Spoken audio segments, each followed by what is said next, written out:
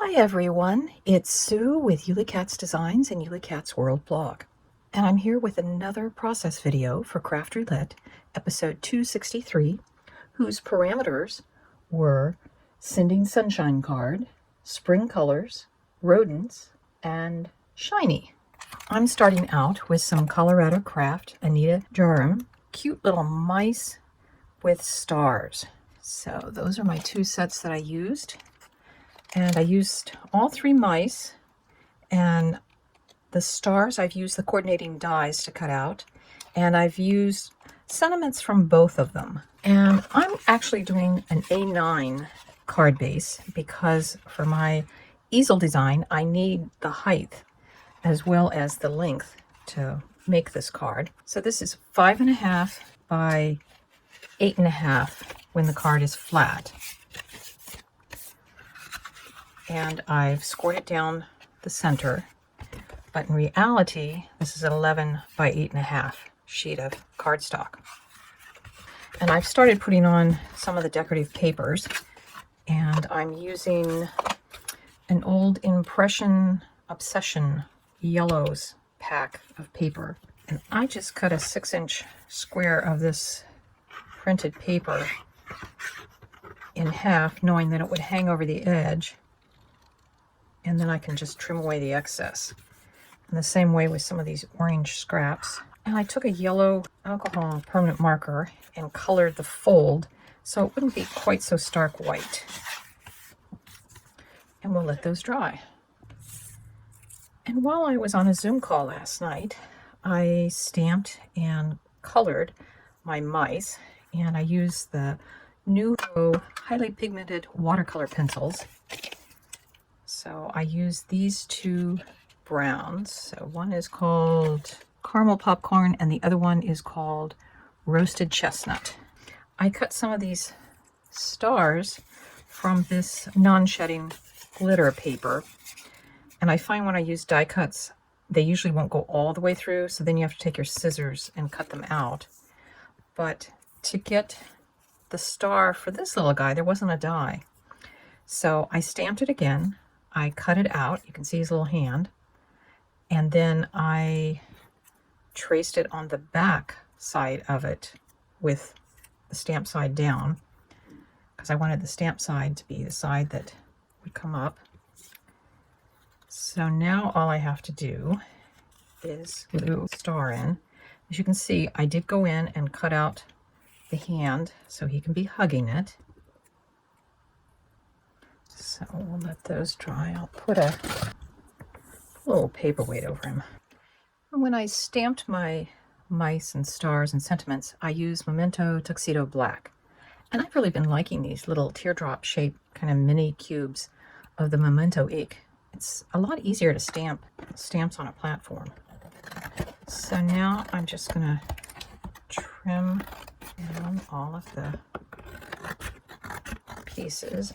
To get my falling stars, I've cut 2 pieces of clear plastic packaging, and then I've taken glue dots and attached them to kind of form a cross. And then again, using glue dots, I used my die cut stars from the 2 different sets. And we're going to attach this in the center.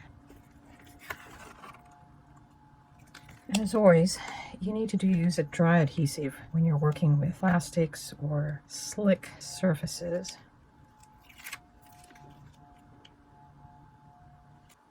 So it will come up and have some bouncing stars.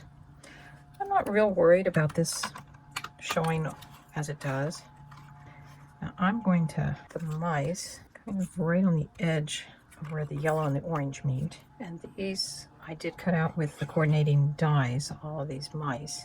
Otherwise I couldn't have gotten quite the detail. Use my big paperweight. So yesterday I was working with some bronze glitter paint, and I managed to get it on my desktop, and I had it all over my fingers. And when I started working on this, I thought I was bleeding, but it turned out to be the bronze glitter ink that was rubbing off on everything. If you know where to look, you can find a little bit on some of the colored paper. Sometimes when you stamp, things don't always come out as thick and as dark as you'd like. So using a fine tip marker, you can kind of fill in some of the places where you feel like the ink was a little light.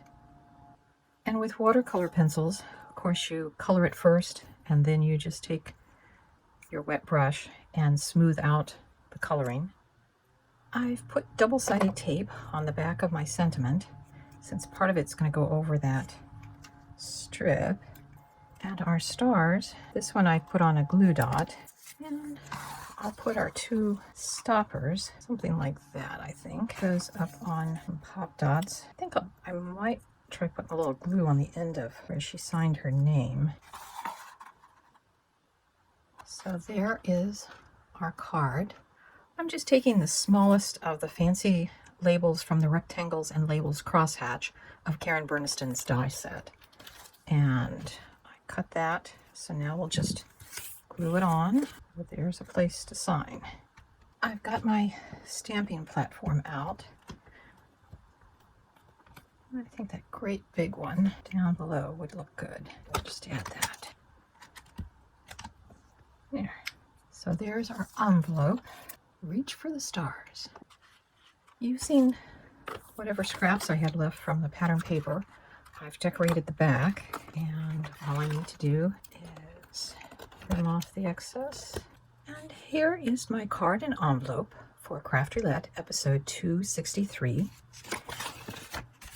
And the parameters were sending a sunshine card, and this is definitely sunshiny paper. It's a cherry and it's spring colors. There's always daffodils in the spring. We have our rodents, our mice that are catching falling stars. Of course, the littlest of them caught his star. And obviously the stars are the shiny part of our card. A little space to leave a personal message. And you also have the inside of this part that you can also leave a nice message. And of course our back is all decorated.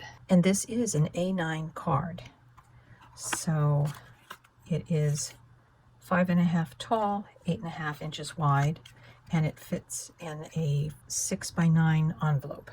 I hope you've enjoyed this video, learning how I made the card. Maybe it gave you some inspiration to try other things. And we'll see you next Friday when Craft Roulette is live again. Bye-bye.